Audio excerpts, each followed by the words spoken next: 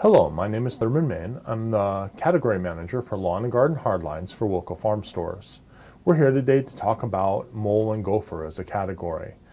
We are the destination point for our customers for the problems that they can be having with these animals. In order for us to be able to recommend the correct products, we need to know what problems they are actually having, and we need to identify the animal. Moles typically have a volcano-shaped mound, may or may not have a depression in the top of it, whereas the gopher typically there will be a half moon or crescent-shaped mound of soil with either a hole or a slight mound in the center of that crescent.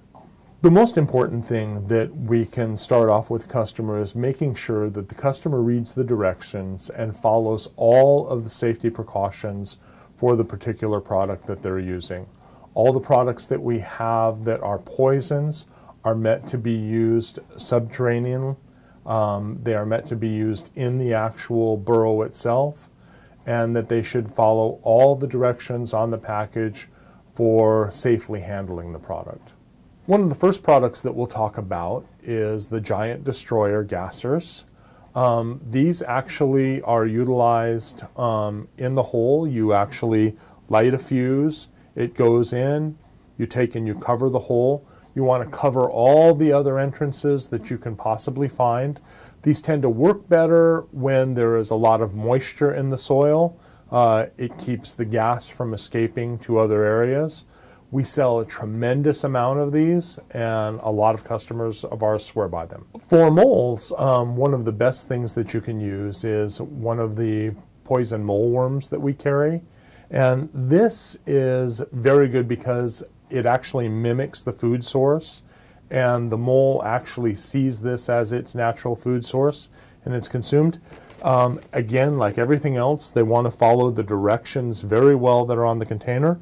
The Sweeney mole worms actually carry flags so that a person can take and put them into the burrow, and they can flag the area where they've been using the actual mole worm itself.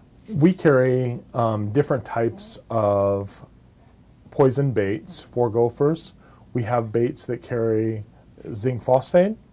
We have baits that actually have strychnine.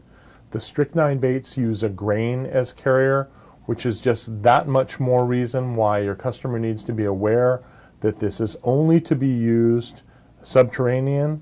They cannot use it on the surface of the soil because these baits are meant to be attractive to the animal. And if they're attractive to the gophers in the soil, then they would also be attractive to birds or other animals on top of the soil. We also are going to have customers that may not want to harm the animals. They want the animals to go away, not bother their lawn or their garden, but they are not really interested in killing the animal. So for those people, we also carry a few repellents, and they work completely different ways. This is Mole Max, and it works not only on moles, but on several other listed animals. And what they will do with this is they actually will sprinkle it over the lawn area that they're trying to protect. And it actually works with castor oil, and it repels the animal. Then they actually will water it into the ground.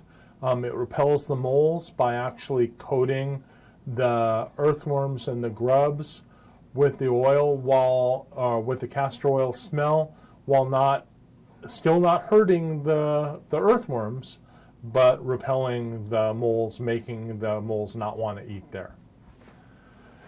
And then we have the mole and gopher sonic spikes, and this should be repelling the moles and the gophers, and this does it actually with the use of sound, and this emits a frequency that you or I can't hear, that is not harmful to your dogs or cats, but is not enticing to the gophers or moles, and encourages them to look for someplace else to be.